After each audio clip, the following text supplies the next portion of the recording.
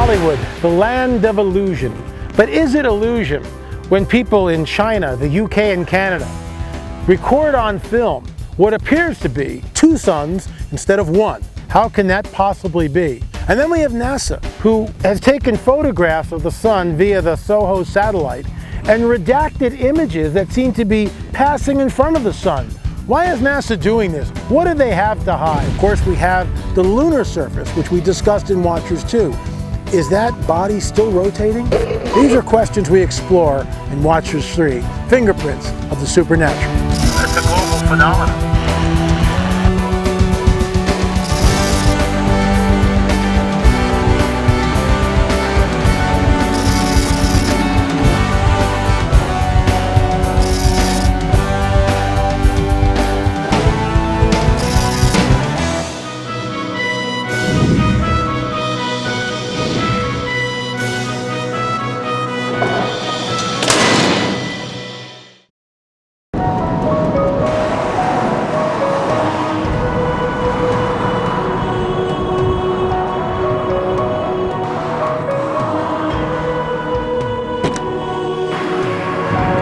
We're in Central California, headed towards Tulare, where we're going to interview Deborah Sontag in regards to signs in the heavens. What are we looking at?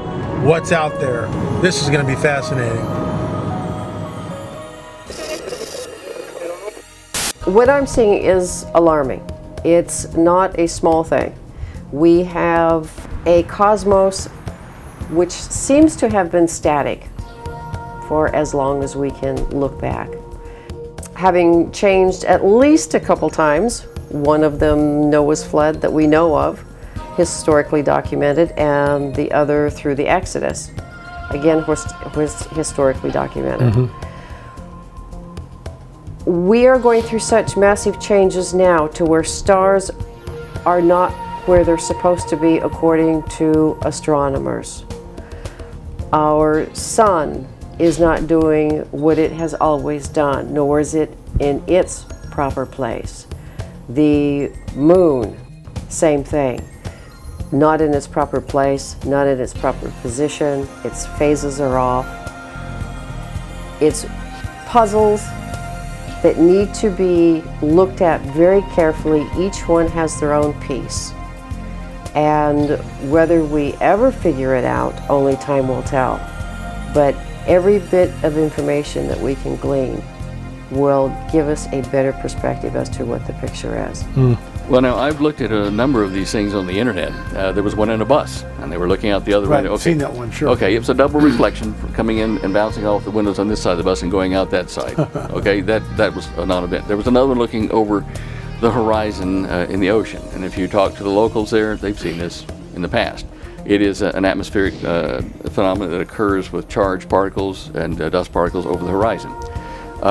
If there were a dual sun like that, it wouldn't be an isolated vision of it. It's an optical thing that forms due to, I think, electromagnetics and dust particles and reflections. That's my opinion. I haven't seen anything yet in any of those examples that I couldn't explain through normal physics, normal reflections and artifacts. When you have amateur astronomers, so to speak, or just observers, they'll make mistakes like shooting through a glass window. And today, if you have a double pane or triple pane, these are filled with gas. They're going to cause distortions. And so you're going to see a second sun, so is the camera. So it's not even an optic situation in the cameras. On the other hand, there is no question in my mind that these people are having authentic experiences because they are profoundly emotionally upset by it. I think a good analogy to it would be what MUFON investigators are finding.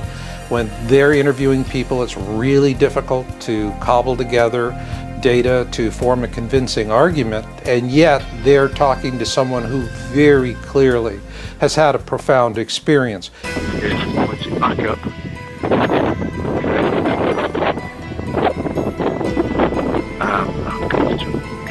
Yeah, you can definitely see it. There is something right next to the sun. There have been many YouTube videos put up, and I believe some of them are very authentic. Unfortunately, those who are science-minded, those who have the information, whether it's our science laureates or our individual governments, don't want us to know exactly what's going on. They want to keep it hidden. There are videos out there that I have researched. I have gone through countless images through the satellites. There are 9 of them that I use. And I have come to the conclusion that there are additional bodies out there. And I use that plural because there is more than one. It wouldn't surprise me if NASA was trying to block something out. They do it all the time. They redact images from the daily lineup from the satellites. They will fuzz the picture. They will change the colorations. They will tweak the contrast. Anything to throw off or smudge or smear so we cannot get a clear picture as to what's going on. I come across that all the time. I have seen many images where things have been blocked out. There's so much intimidation and suppression right now for people spotting two suns images and reporting them, very analogous to the kind of suppression you see with people who are reporting UFO sightings. Stan, in this footage that we're looking at here, what do you think this is? Well, it's an object. I've looked at some of the similar shots of the earlier Core 2 images a couple years back, and there's a black circle like that goes around the back of the sun, just like this thing here, with it kind of looks like an elliptical orbit, and that is fairly convincingly the other satellite for the stereo pair, Core 1. But this one, and the edges of that black dot, that circle in that, were sharp, like somebody had taken a GIF pixelated, image and dropped it in on top of it. This, on the other hand, it's fuzzy, which is what I would expect if it were a live thing in the image. What it is another thing, and I'll have to study this and tell you later. But the light for it being back here, for instance, my first thought is that when we see it here, it's illuminated here, but the right side of that object is illuminated from this side, and I don't see any position that could be where the sun is illuminating the back side of it. There's something else there, and if this is a truly non-doctored image, what happens is we go along here and it moves up, comes into view now right there as a dark, non-illuminated thing, because it is the light of the sun is obviously darkening it as a shadow on this side, and it goes up here like that. The date here is showing 24 and the hour is 12:18, 13:15. So we're talking about traversing all that in a couple days, which is pretty fast. The Inuits are talking about the sun showing up 2 days early. Others are talking about the moon's phases being 2 days off. They may very well be correlated. What we're seeing is more sun grazers. We're seeing more comets that are impacting. Keep in mind, comets that impact the sun are not cataloged. But what people who are observing the SOHO sites and other sources are telling us is that there is a very marked increase in the number of comets that are being discovered and sun grazers and sun impactors. That would be consistent with Planet X coming into the system, because it's going to come at us pretty much like a hornet's nest, with all of the hornets flying around it. In Watchers 2, we had a segment about the lunar surface, and we showed that the lunar surface apparently rotated about 135 degrees. How can that possibly be? And yet, YouTubers and different people from all over the world reported on that phenomenon. We then took a camera and digitally photographed the moon again and did an A-B comparison. And what we found is not much change in the lunar surface. You remember in Watchers 2, we cited the work of Dr. Lorenzo Iorio, an Italian scientist, who postulated that there was a large body the size of a planet that perhaps was coming into our solar system, which may in fact have been causing the perturbations that we see in the lunar surface. Recently, NASA has sent twin satellites known as the Grail satellite system to the lunar surface. Why are they up there now? Why does this little expenditure cost the taxpayer about $500 million? We find out that these satellites are measuring the moon's gravimetrics. The bottom line for me is this: we really don't know what's going on with the lunar surface. But is this the reason why NASA has sent up the twin satellites to monitor the situation? There is an ancient prophetic text, specifically from the book of Daniel, that describes in the last days knowledge will increase and men will run to and fro over the face of the earth. Knowledge of God is supposed to increase to all people. The fact that it's been concealed until this moment in history is indisputable, because up until the advent of the computer, the most you could do would be to count letters and with your finger in your hand and, you know, wet your finger and turn the page. With the advent of the computer, it suddenly made that which was not seeable, seeable. In the Torah codes, we are dealing with some reality inside the book of Torah. We cannot pretend that we have a real full grasp of it.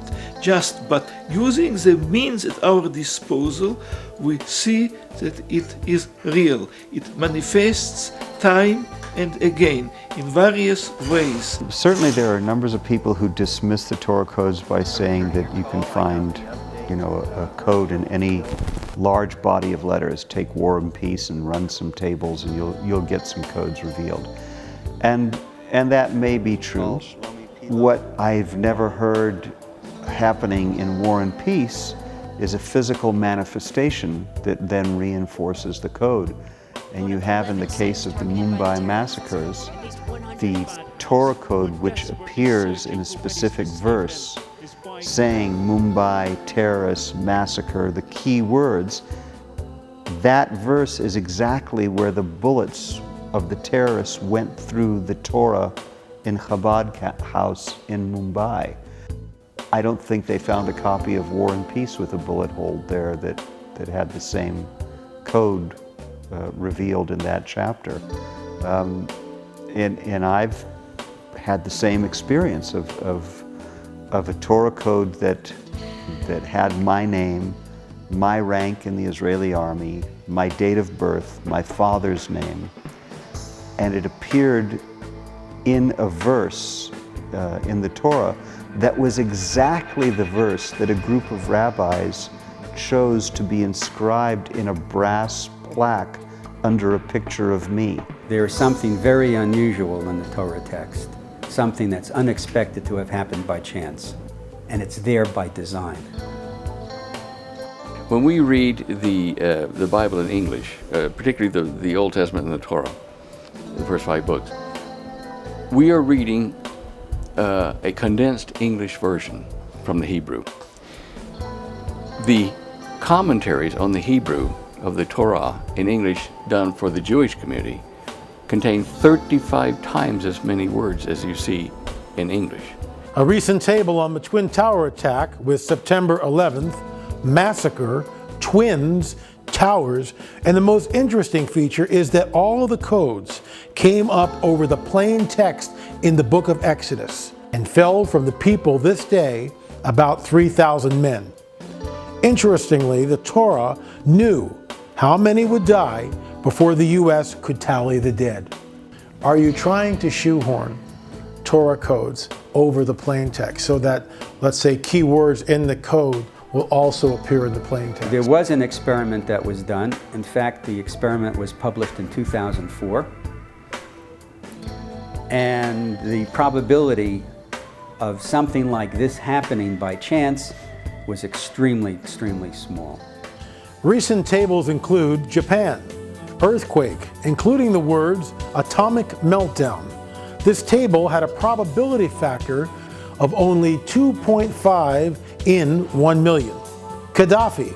In the table it relates, his presidency is fragile, will be killed. The correct Hebrew calendar year of 5772. It also states a scoundrel.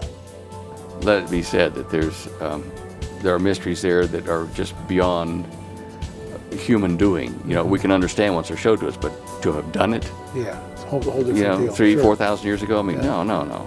This is magnificent stuff. A very recent table, which we asked Professor Howrlich to do on the Nephilim, states, Nephilim, sons of God, end of days. What does this mean? Are modern Nephilim walking the earth in the end of days?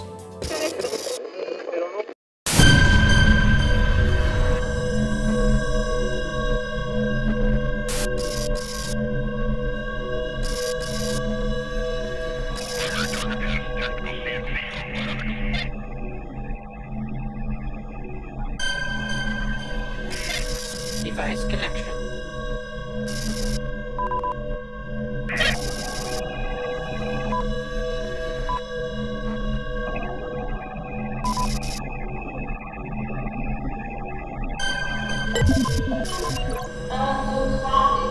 You've discovered something which I think is absolutely startling. Tell us what that is. Well, really, we've kind of discovered the Holy Grail here. You know, everybody's always looking for that bit of physical evidence, which is the quote-unquote smoking gun. We think we have that pretty well smoking. We've looked at some of the elements that were in the past couple of surgeries, the objects that we removed, and then there was some calculations done by one of the members of our science board for ANS research, Dr. Robert Kuntz. And Dr. Kuntz is a nuclear physicist. He was able to make some calculations based on the decay of some of the isotopes in these elements, and then configuring a mathematical constant. He compared this to the beginning of the universe, or how long elements would take to decay to that point. And with that, he was able to give us an approximate geographical figure as to where these elements come from in the universe. Are you ready for this? This was about 1/3 the way across the Milky Way galaxy. When you took this latest implant out, there was a secretion, some sort of a substance that the implant was encased in. Am I correct to state that? Tell us about that and how we were able to finally get through this thing. Well, the objects, as we've seen in some of the other implants that we removed, have this very tough biological shiny grayish coating.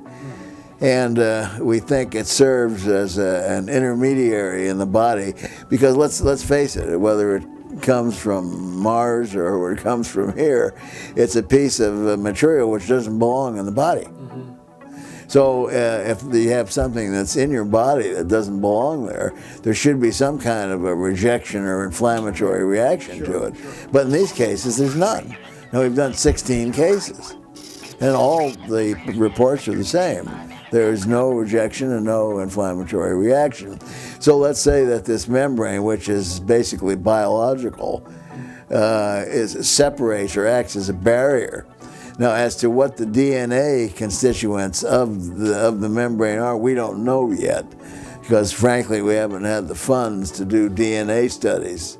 On a recent appearance that you had on Coast to Coast, you discussed that you were only able to cut the implant with a laser. Could you explain that in detail, please? Oh, I'm glad you brought that up, because that's the first time we've ever run across anything like this. At some point during the research, we have to look and see what's going on inside the metal. So in order to do that, you have to have pure, clean, metallic surfaces.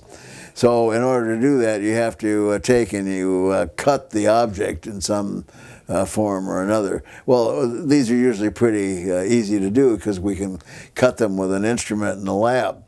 But in this case, it wouldn't cut. Wouldn't cut at all. No matter what instrument was used, couldn't cut through it.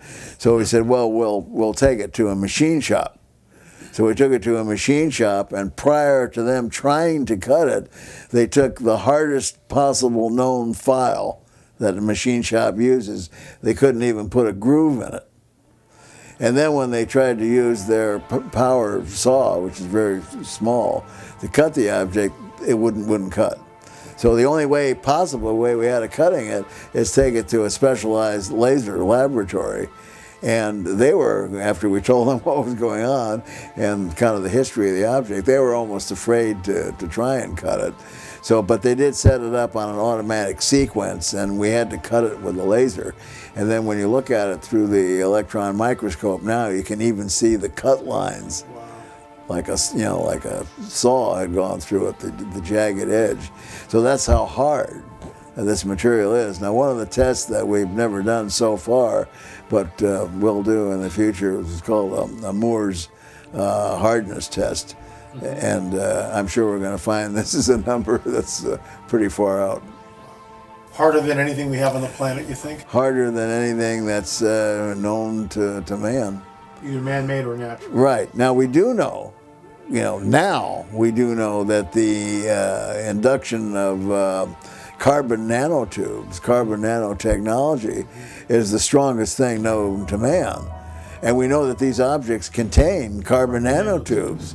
So that's perhaps the mechanism for it getting its strength. The $64,000 question.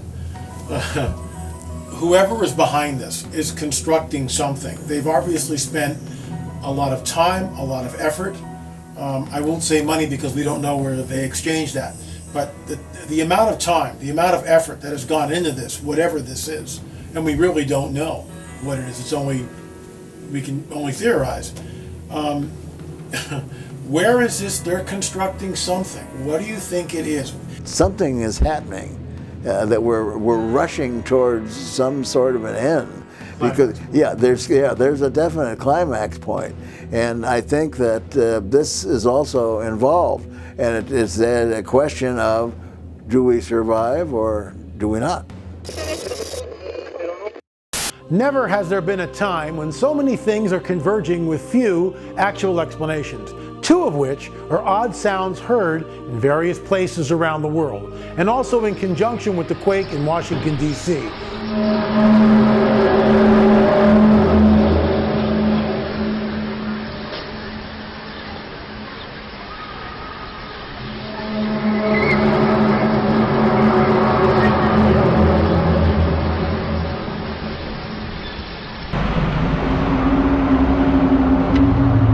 What is the source of these sounds? Have you ever heard anything like that before? No, but I think we're going to be seeing and hearing a lot of very interesting things, kind of supernatural over the next few years, even this year, in the Earth's environment.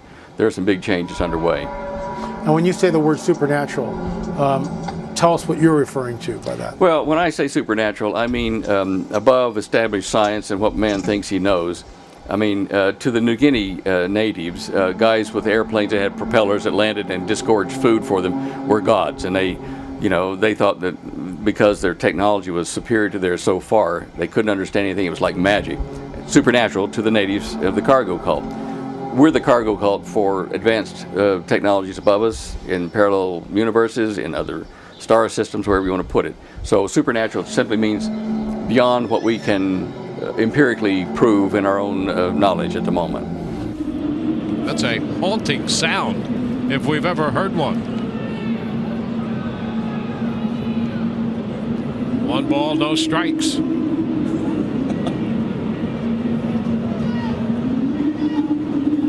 And the bunt is foul. The count is 1-1. And what could that possibly be? Somebody shut the door. It sounds supernatural. A 5.8 magnitude quake hits Washington, D.C. area unexpectedly, causing a crack in the Washington Monument. The National Park Service says engineers found cracks near the top of the monument, which is more than 550 feet tall. We had some early reports that the Washington Monument had a few bricks or some mortar that may have come a little bit loose. And shaking the nation's capital. Unbelievably felt across 22 separate states. In further study of the quake, seismic traces do not appear to be naturally occurring. A seismograph reading at Washington and Lee University seems to indicate what looks more like one massive jolt than a typical earthquake. There are no pre-shocks or visible aftershocks. Conspiracy theories abounded that an underground nuke in a subterranean military tunnel was the actual cause of the quake. Later, a large sinkhole was reported in Virginia. Are the two connected somehow? Then there have been an increase in bolides, which is a large meteor that sometimes explodes in the Earth's atmosphere. Peru recently experienced such a phenomenon, which crashed into a forest and started a raging fire. Then there's the planet Saturn, which appears to be shifting on its axis. But perhaps the most disturbing event is the unknown cause of what appears to be mass flooding in a growing number of countries in the world. This side of the road, totally covered now. 7-Eleven still open. Don't know what they've got left. Still some street food being sold, which is awesome. And now we are going to go on our bike ride. And here we are, cycling along. I should probably get both hands on my bike before I fall in. Thailand and Pakistan in particular may be the worst, and why the flood has been attributed to the sinking of the continent or the rising of the seafloor.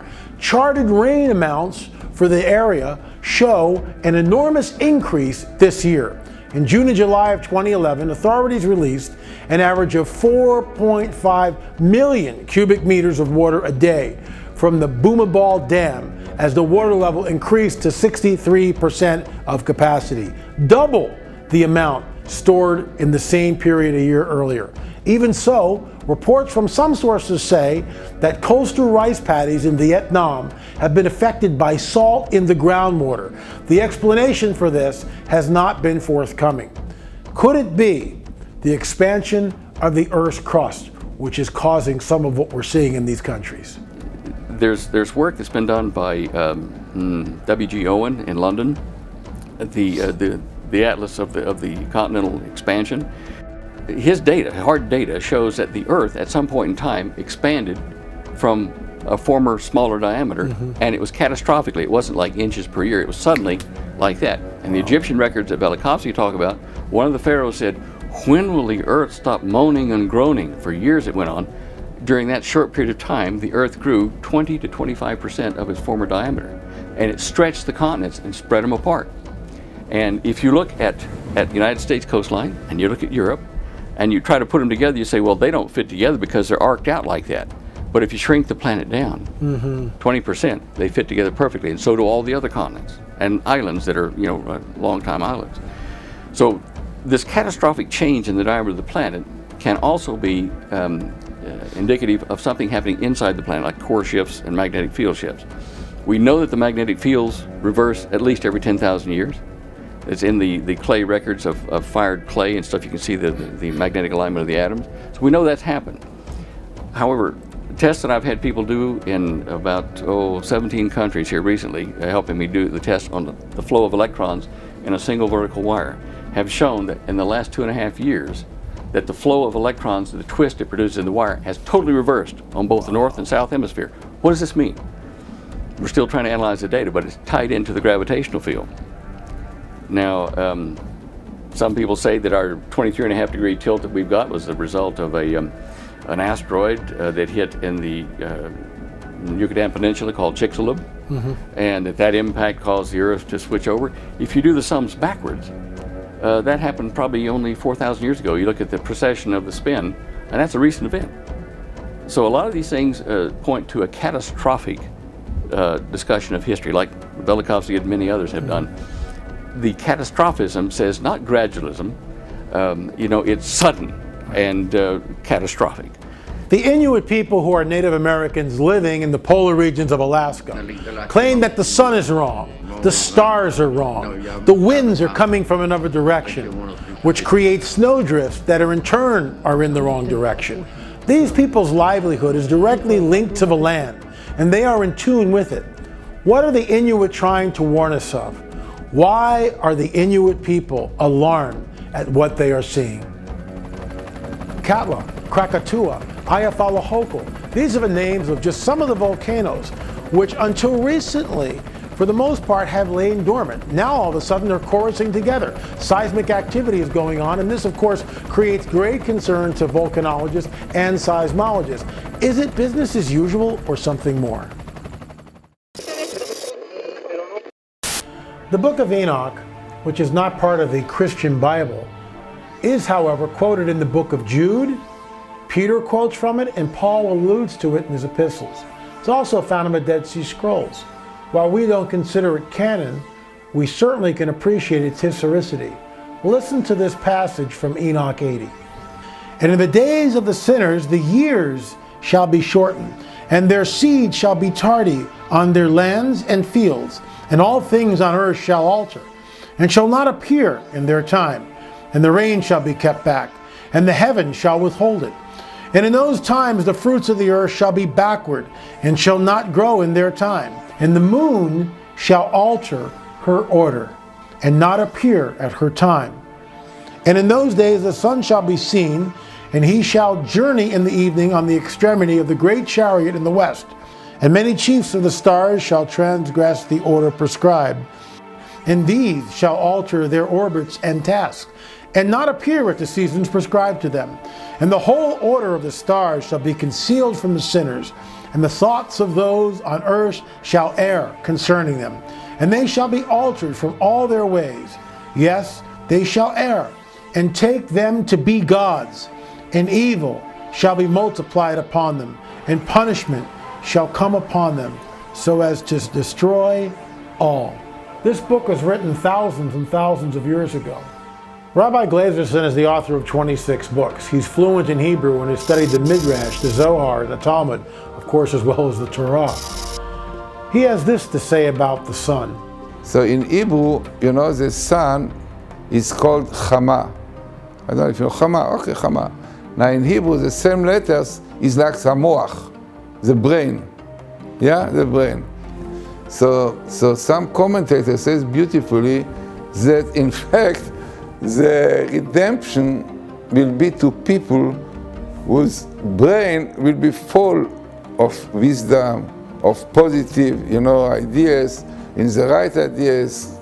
These people will be healed, but people whose brain will be, you know, unfortunately, you know, full of nonsense or empty things. So these people will disappear, you know, because all the idea of the future is really to bring out the inside, you know, of people. It means in future, all the physical will be like a shell, you know, like a cover. And so therefore all the cover will shade away, will disappear. What will remain? The inside.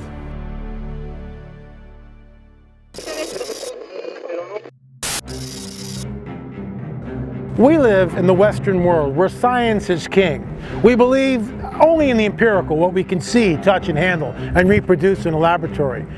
But is there a supernatural? Are there unseen forces that we can't track and put in a laboratory? What about the Arab Spring? We see the spontaneous eruption of millions of people in different countries rising up against their governments, which have been in place now for decades. Is there a supernatural component to that? In Syria, President Bashar al-Assad continues to slaughter his own people. The death toll now is well over 3,000 and mounting every day. There are roving bands of soldiers that sometimes go door to door, hopping over fences, knocking down doors, whatever it takes, and dragging some of the occupants of the houses out, and they are never seen or heard of again.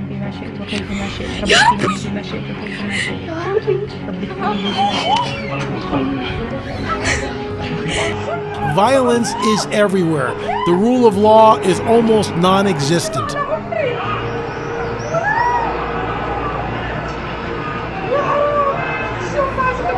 In Libya, we see the end of the Arab Spring, at least this phase of it, as the dictator Muammar Gaddafi was gunned down and probably shot at point-blank range. This is what we believe we're seeing here, a wounded Muammar Gaddafi earlier in the day, earlier this morning, in Sirte, his hometown in Libya. It looks like he's still alive in this picture, although badly wounded, and he's being taken away. There he is. I don't know if we want to freeze that shot right in the middle, but you can see Gaddafi is still alive in this video that El Arabiya has made available in Sirte. We are told that he's dead. This brings to end years of tyranny, but begs the question, what will replace the Gaddafi regime? We have no idea what the nature of any state on any of our borders will be, not a year from now, not even 6 months from now, but literally a month from now. And not only do we not have any idea what the nature of those states will be on any of our borders, no one has any idea what the nature of those states will be, including and almost especially the current leaders of those states. No one would have imagined the Arab Spring a year ago, yet here we are. I think if it takes a look at the events that are taking place right now, it's a litmus test to see, can these Islamic faithful take this newfound freedom, this revolution, and stop oppressing their own people. Right. Stop with the amputation of limbs and the 16,000 acts of terrorism that have occurred since 9/11. Can they get it together, or will they just replace one oppressive regime with another one? What revelation lies ahead on the road? What does the future hold in store? I believe that there is evil in the world, and I believe that evil is a cancer. And if one doesn't see a supernatural evil taking place in the Middle East, I think you have to be blind, deaf and dumb.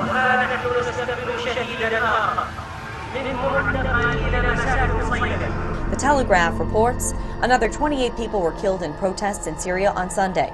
The total number of deaths since the uprising began in March is now over 3,500. The wars of the Middle East in Psalm 83 and Ezekiel 38, and the destruction of Damascus in Isaiah 17. Damascus has been cracking down on anti-government demonstrators with deadly force for months, sparking international condemnation. The protesters say they're determined to continue their rallies until President Bashar al-Assad steps down. Israel has test-fired a ballistic missile which is capable of striking Iran. The Defense Ministry says that it was testing its missile propulsion system from its Palmachim military base. Israel has equipment widely believed to be capable of carrying nuclear warheads. The test came amid speculation that the government could be preparing a military strike against Iran's nuclear facilities. And we head into turbulent times. The Middle East appears to be on the verge of going apocalyptic. Well, Moscow's warned Washington against striking Iran. Russia's chief of staff revealed on Wednesday the US could attack Iran after wrapping up its campaigns in Iraq and Afghanistan. He claimed his American counterpart had told him about the possibility. In an exclusive interview to RT's Spotlight program, General Nikolai Makarov outlined Moscow's concerns. Russia is not afraid of a possible U.S. attack on Iran. We're just trying to predict the consequences of such a move. This is an important issue for us, as Iran is located near our borders, and it worries us. Iran with a bomb is an existential threat to Israel. I don't believe, and this is just my personal belief, that if Israel sees Iran cross a certain threshold, that they can allow that existential threat to become real. Because to do so is to commit suicide, and then really all you have left is to choose your mode of suicide. And Ezekiel's prophecy of the dry bones coming back to 37, life. Ezekiel 37. Exactly. Right? Those passages speak about, first it starts off with the bones coming up, and then around them the sinews, and then perhaps the muscles, and then the skin, and then eventually the body is whole. The more we move towards that, and the inevitable moment when this will all be over, the forces of evil are having its last fling. The last sparks are kind of firing at all costs, and eventually they will be overcome. But those little footprints in the sand, those little, and perhaps not so little ones, the even more manifest, that are coming perhaps to give a little encouragement to those who wish to see this fulfillment, and are true friends of Israel, and the Israelis themselves feel that they do have a mandate. They do have the truth, they have the morality, they have the biblical imperative to take hold of this land and never let go, and show the world what an amazing system, a great country that's a harbinger of good tidings for all of mankind. As Isaiah says in 56, "For my house will be a house of prayer for all mankind." And everyone can now settle on this holy mountain and be like one. If those nations who are at our throats really truly understood and accepted and believed that the scriptures are true and they're divine and they come from a shepherd, the shepherd of Israel, King David, or Moses himself, they would not even think of touching and harming the Jewish state. Did rabid hatred of Jews help Nazi Germany? It destroyed it. It destroyed it.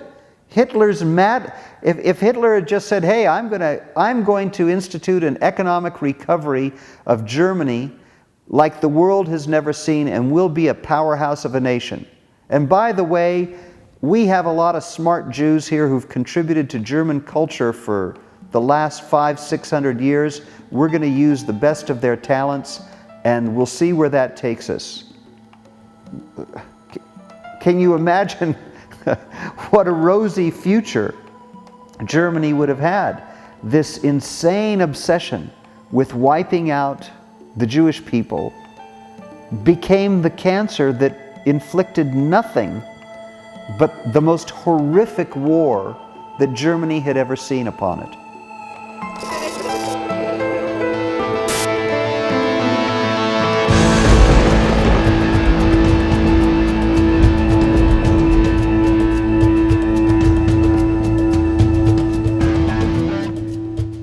What are your views on the Hopi? And let me ask you something. How can we ascertain, how can we discern where these prophecies are coming from? I don't know. I will say this, though, that the Hopi are probably the straightest shooters, as person to person, that I've met in my life. Among the American Indians, they are the prophecy keepers, the holy people, and they look up to them. They have an outline of things that they've gotten from somewhere in the past laid out, and they're to receive 8 messengers coming to them before the end of this age, the 4th age of man.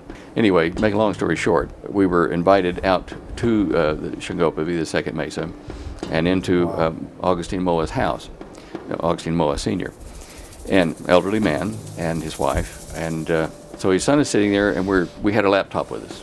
And so I was showing him galaxies and how many million years it would take you the speed of light to travel across, million. And his son would translate and say, how now? Million. So we communicated. And then after exchanging, looking at pictures of galaxies and talking about the earthquakes coming, the volcanoes increasing and things I was explaining to him from a science point of view, the old man sat there and he went like this, and I looked around the room, and while we've been sitting there, all kinds of young people had been coming in, young adults, Indians, all lined the room and everything, and they were all very quiet. And I thought, well, that's good. We're 150 miles out in the desert. Nobody knows we're here, and we're surrounded by Indians. But I make a joke of it because they were friendly and all smiles. But the old man then started to speak, and everybody just looked at him like, wow. And he'd speak and hoping, and I'm waiting for the translation. Holly and I look at each other. Nothing's happening. And the people are all going like that, looking at the chief or the medicine guy, And he turns and he points to me, and then he points over to them, and they all look at me, and they look at him. And so what's going on? This goes on for like 15, 20 minutes or so. Wow. And I'm thinking, what are they talking about? So then he stops. And I said, well, what did he say to his son? He says, oh, he's very glad you came. I said, it doesn't take 20 minutes to say that. He said, well, some of the things we can tell you, you don't have your second name, you're not a member of the tribe, so I can't tell you everything, but I will say this. We're expecting 8 messengers before the end of this age, and you are the 5th. Wow. And I said, well, how do you know I'm the 5th? He said, because that man's wife saw you in a dream vision. Like you and I get David, she's identified you. Right. You are the one. Wow. Talk about goosebumps, you know. Sure. And so then, because of that, they took us both over to another place on the top of the mesa, over to the edge, where the grand medicine man, the real poobah of prophecy of the Shangopapi, lived. And he's the one he's the elder. He dealt with Washington over mineral rights and stuff. And we were standing outside waiting to talk to him, and his secretary came out, a guy. And he said, look, you can't see him right now, but come back tomorrow. Well, we couldn't because our flight reservations were different. We had to leave. I said, you know, we were kind of interested in talking to your boss there, you know, the chief guy, about prophecy, Hopi prophecy, and what's to come. And he said, well, you don't have your second name, so I can't tell you. I said, yeah, I heard that over at the other place. I said, they brought us here, though. And so I kneeled down on one knee like this, and I picked up a piece of, you know, stick or something that was laying in the sand between us, and we're standing, you know, just a couple feet apart. And so we're talking, I'm looking up at him, and I'm doodling here in the sand, and I'm drawing this little spiral doodle, you know, like you draw on a piece of paper, you know, da, da, da. And he looked down at that, and he says, oh, yeah. And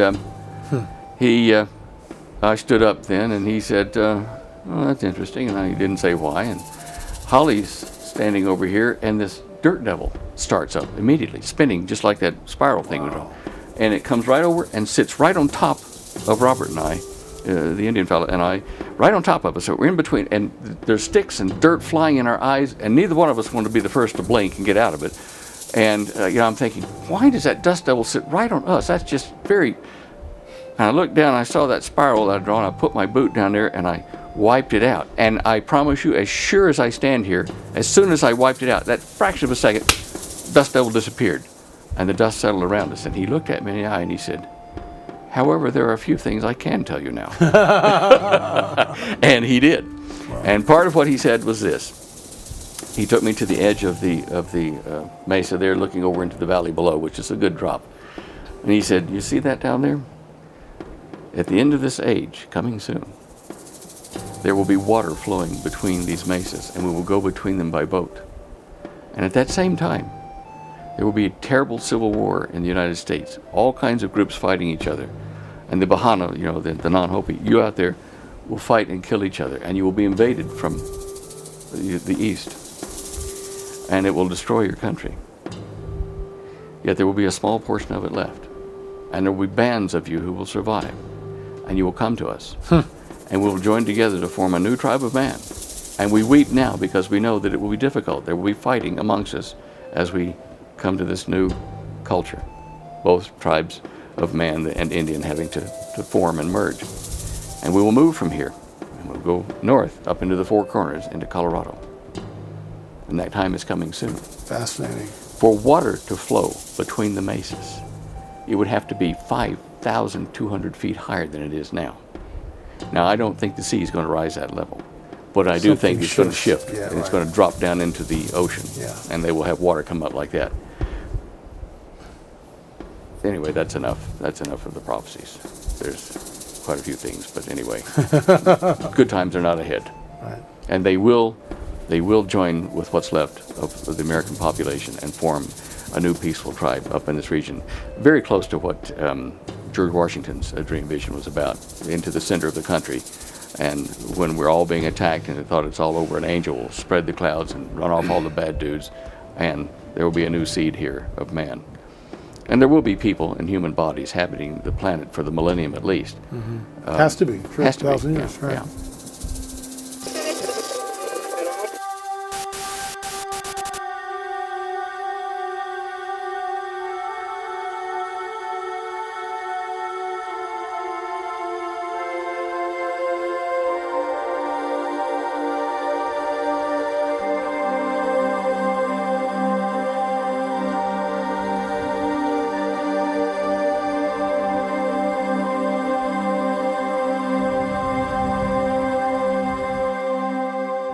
driving through the remarkable Garden of the Gods, which is, maybe about 40 minutes away from Barry Schwartz and about 20 minutes from our hotel. We were staying in Colorado Springs. And as you can see, the boulders, the rocks are just astounding, just amazing.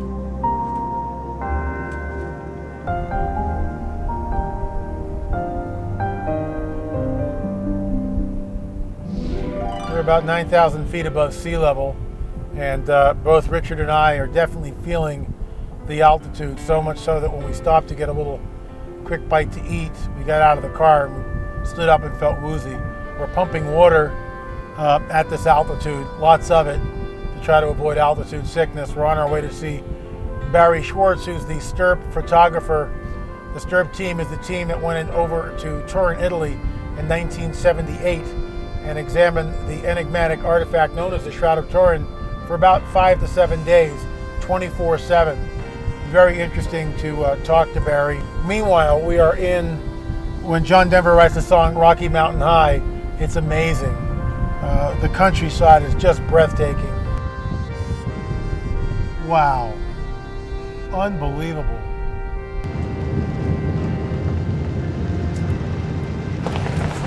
There he is.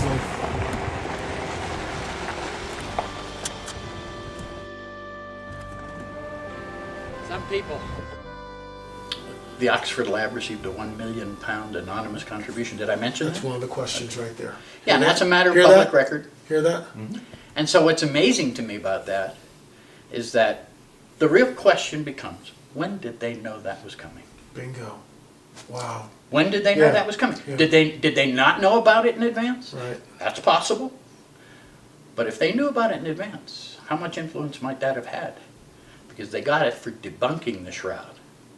That's what it was for. That's what it was for. Sure. So if they knew in advance, then that's a huge piece of evidence that shows that there was... You feel comfortable, camera? Hell yes. What does the Shroud of Turin, what does the cloth look like up close? You know, one of the questions I get asked a lot is, well, what does it look like when you're up there and close to it? And I'll tell you something.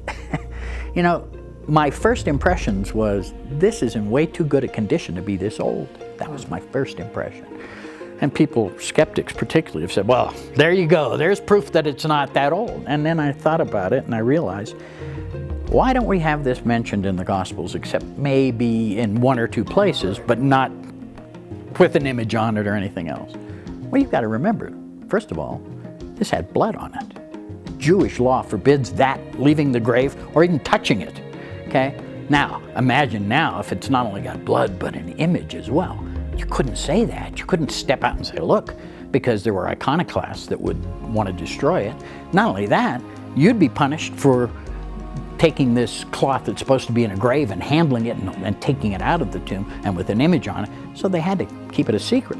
I mean, they might have been the next one on the cross if they came running out of the tomb going, look what we found. And I don't think that was going to happen.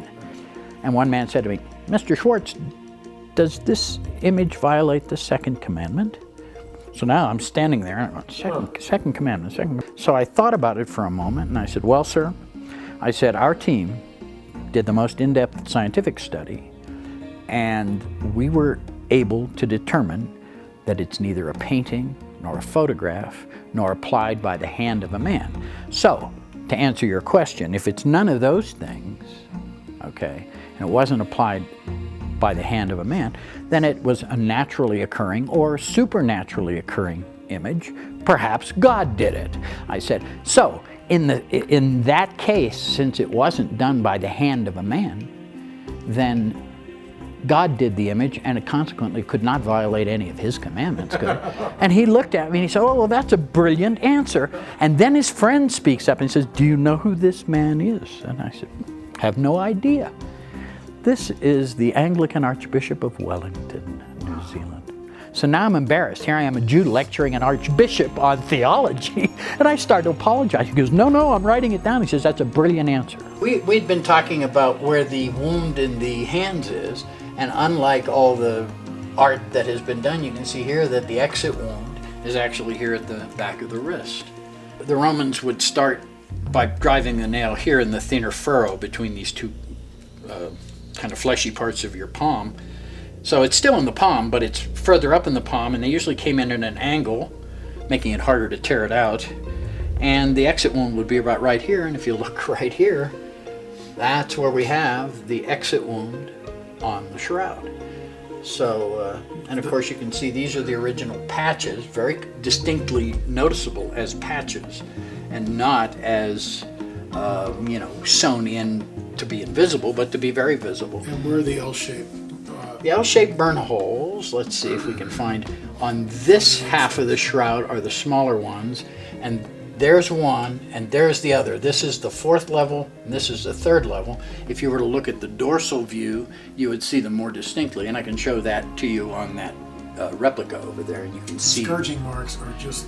And you'll notice scourge marks on his chest, on his arms, on his legs, not just the back, but if you're whipping somebody and they come around, yeah, they come around and hit you in the front too. So you have all these things that, you know, there's no way some medieval artist could have even thought of these things, let alone create an image without paint or photographic emulsion. We're here with Dame Isabel Pixak in her amazing studio, which is, it has a sense of reverence to it that is overwhelming when both Richard and I walk in. Just, it's a pleasure to be here, an honor to be here. Why do you think the Shroud of Turin is not a painting? It cannot even be denied.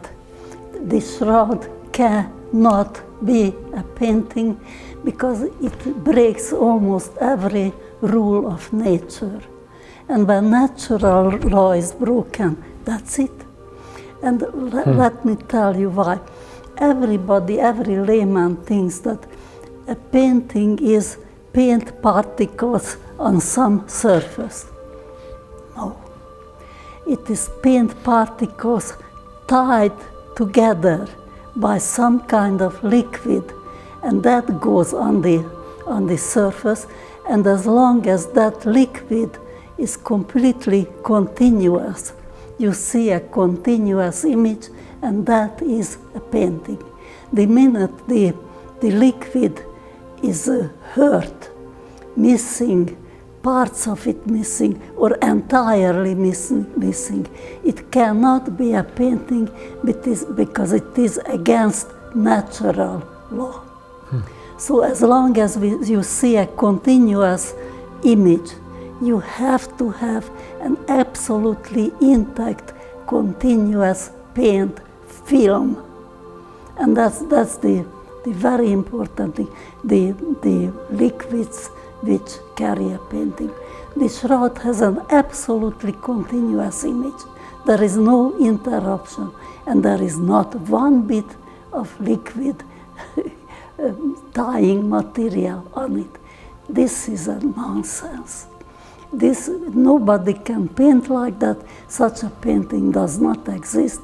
It cannot exist. What got you interested in the shroud? How did you, I mean, I'm looking around the studio, and I would call this sacred art, for lack of a better. It's sacred art. It's sacred art. And it's, like I said earlier, when you walk in the door, you just feel I don't know where they use the word supernatural peace, but you feel a supernatural peace when you walk into what I would call a modern day sanctuary. It is in essence a church, a place of assembly. There is a sacredness here. What got you involved in the shroud? When did you first view it, and what piqued your interest? Well, believe it or not, at the age of 2, I already was doing drawings. At the age of 11, I won national first prize with my painting. At the age of 14, I painted in the Vatican. So my career came so early, and I would say that from the age of 6 or so, I really almost was drawn to this shroud.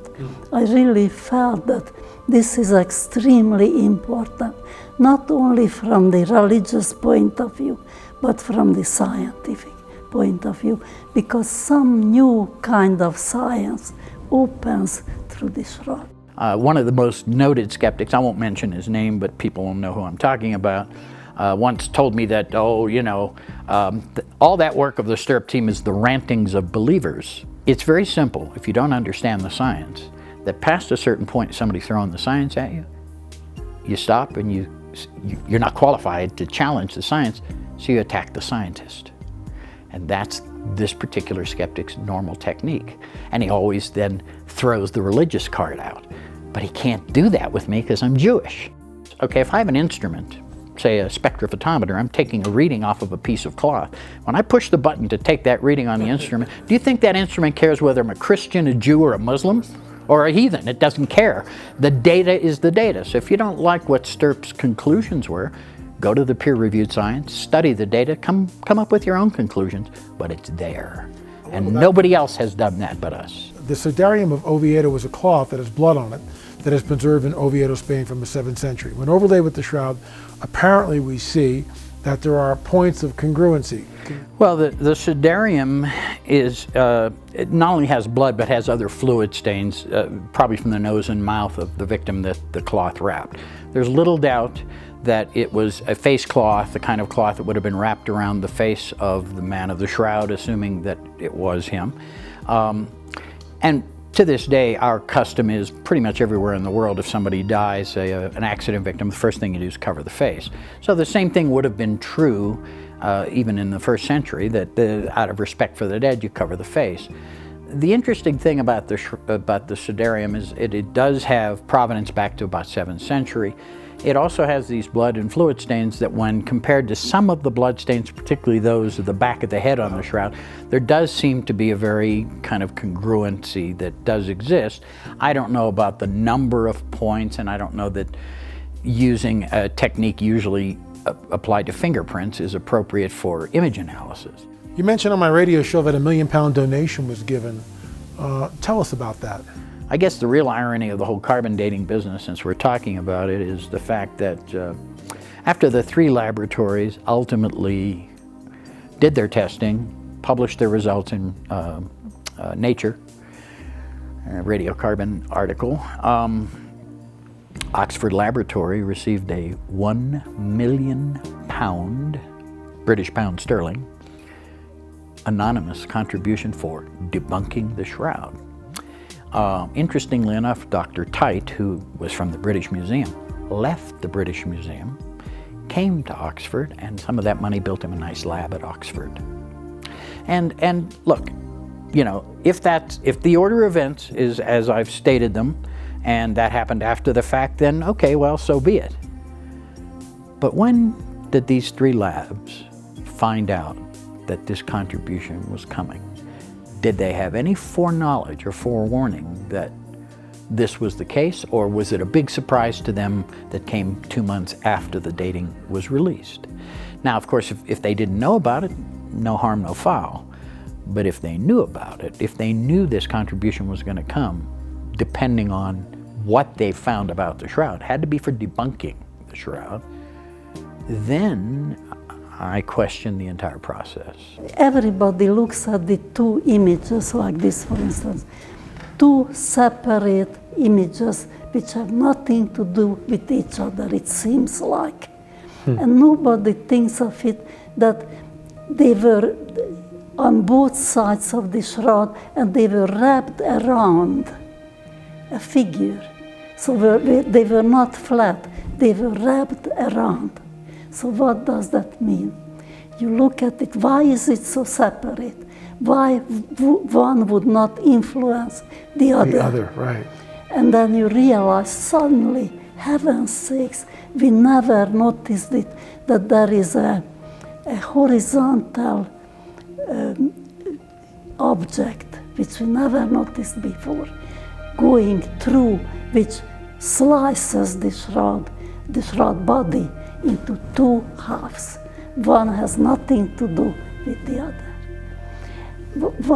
What is the single phenomenon which can cause that? We are dealing with 2 event horizons. And we are already a little bit familiar with event horizons, only they are a little bit different than the Schrod's event horizon. The event horizon is an object which, when you approach, it cuts space-time into two halves. One you can know up to a point which you are approaching from your side.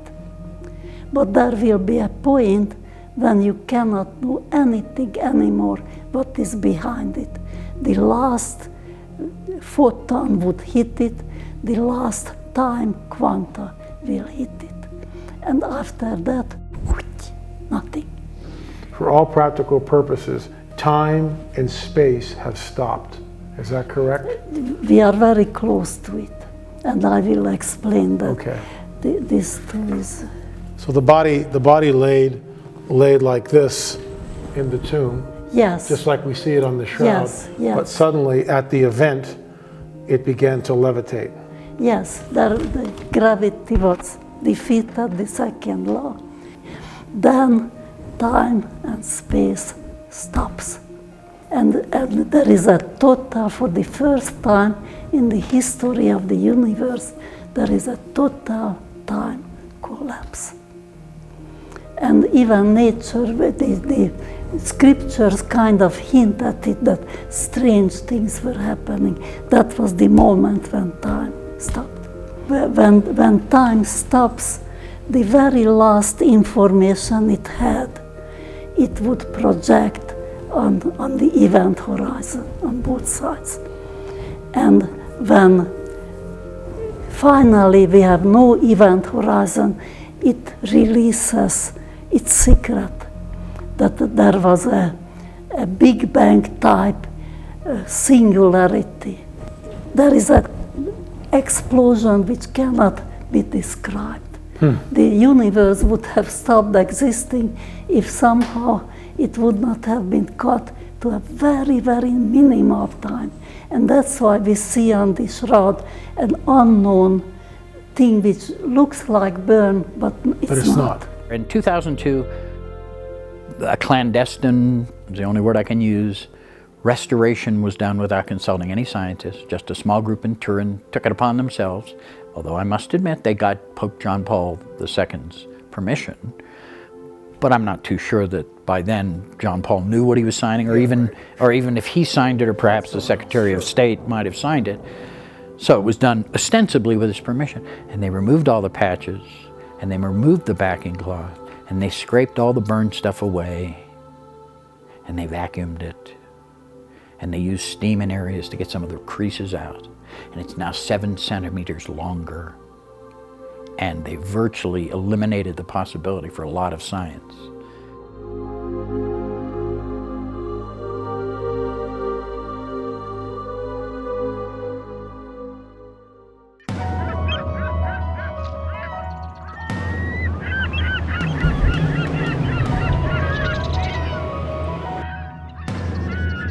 We've just discussed people all over the globe looking up and seeing what appears to be 2 suns in the sky. Then we have Dr. Roger Leir. Why is it that he has to take an alien implant to a laboratory, and only then can they open this thing up, and then with a laser beam? What's going on here? Why is it that there seems to be a hidden code within the Torah? Why is that there? And why only now in the modern age have we really been able to discover it? What supernatural trigger may have been responsible for the Arab Spring? Then we have the Shroud of Turin, this enigmatic cloth, which has literally remained hidden from us until the modern age. With all this happening on the globe, day after day, it seems to be accelerating. And it begs the question, what's going to come next?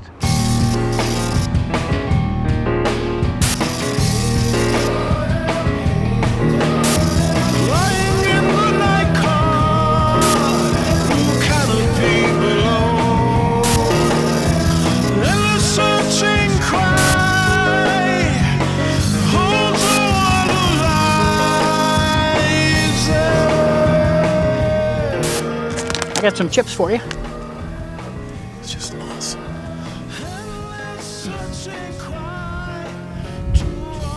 Look at the way they walk. actually, there's actually one lying down right. These are her twins, I'm sure. Good stuff, huh? I know you like those crunches. I know you like those crunches. Look at her face. Yeah, you do. That's just great. And for the first time the other day, she let her two babies come up. She has twins, Really? a little boy and a little girl. And she actually let them come up and get some chips.